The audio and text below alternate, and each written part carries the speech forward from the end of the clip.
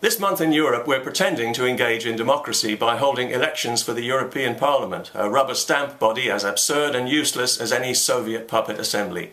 The most important decision it will ever have to make is when to break for lunch. Being a member of the European Parliament is like driving a car from the passenger seat with a toy steering wheel. They're not allowed to initiate legislation. It's all decided for them in advance by a panel of commissioners who haven't been elected by anybody. All Parliament can do is say yes or no. If it's no, they just keep bringing it back until it's yes. It's the way they have to do everything in the European Union because they don't actually have the consent of the people they purport to govern. And this means that our laws in Britain are made by people who have not been elected and can't be removed by popular vote. Dictatorship by any other name. We can dress it up in fancy progressive terms like integration and harmonisation, but if the unelected commissioners in Brussels decide that something's going to become law in Britain, it becomes law. And there's nothing our Parliament can do about it because the people in it have signed away their power and ours and left us at the mercy of an illegitimate regime that has no democratic mandate from anybody and has never even bothered to seek one. So why should we bother voting in this election if this Parliament is so weak and useless? Because the only people in it with any moral legitimacy are the ones who would vote to abolish it given the chance, and the more of them we can elect, the better. Independence parties are rising in the polls all over Europe, and with good reason. A vote for any one of them will send a message to the people who've stolen our democracy that we're serious about taking it back. Personally, I'll be voting for the UK Independence Party. Now, you may not agree with all of their policies, I certainly don't, but if you believe, as I do, that nothing is more important politically than government by consent, there is literally nobody else in Britain to vote for. Our establishment politicians and senior civil servants have sold us out to an anti-democratic superstate, a new Soviet Union in the making, because it suits their careers to belong to an exclusive political club with all the other important well-paid careers and their massive taxpayer-funded pensions. And it's costing us more than £50 million a day to suit them, their careers and their pensions. Big business loves mass immigration because it drives down wages for the poorest people while not driving down directors' dividends. They call it healthy competition, but it's about as healthy and as moral as a cockfight. Meanwhile, small business suffocates under an avalanche of unnecessary, petty EU regulation designed to impose uniformity and to stifle competition and initiative. And if you run a small business, you know that's true.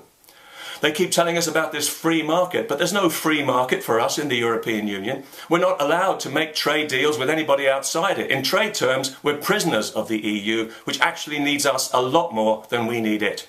We have nothing to be afraid of in Britain. We've got the 6th largest economy in the world and a history of global trade. We can punch our weight in anybody's company. Our financial sector generates enormous wealth, which is why the European Union wants to seize it and to regulate and tax it into submission. European judges keep foreign terrorists and criminals in our country on the flimsiest of pretexts, yet any of us can be extradited on no evidence and held without charge in a foreign jail thanks to the European arrest warrant.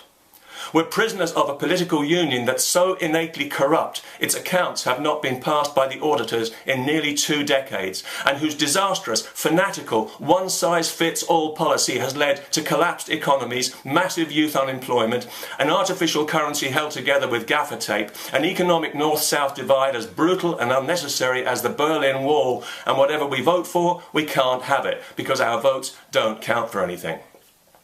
If you make a case for the European Union, you have to make a case against democracy. Otherwise, you are lying. This thing was designed from the outset to keep the people out of the governing process because people can't be trusted to vote the way they're told. And that can be a real nuisance for anyone trying to impose an ideologically driven totalitarian grand plan. If we stay in, we not only sign away our democratic franchise, but that of all future generations. And we have no right to do that. Democracy isn't perfect, as we know, but it is an essential safety valve. If we let the political class close it as they want to for their own convenience, you don't need to know much about human nature to know that the explosion is only a matter of time. Far from preventing war in Europe, as is often falsely claimed, the European Union is likely to be the cause of the next violent conflict because it doesn't have the consent of the people it claims to govern, and it doesn't even have the courage to seek it. Surely that tells us there's something deeply and profoundly rotten about this project. And doesn't it ring any alarm bells that nobody wants you to have your say?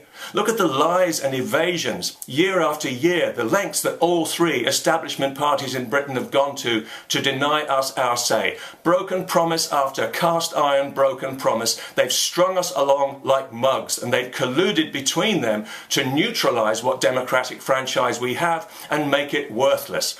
Their crime is greater than that of the bankers with whom they colluded to strip us of our wealth. They've shown that they hold us, the people, in patronising contempt.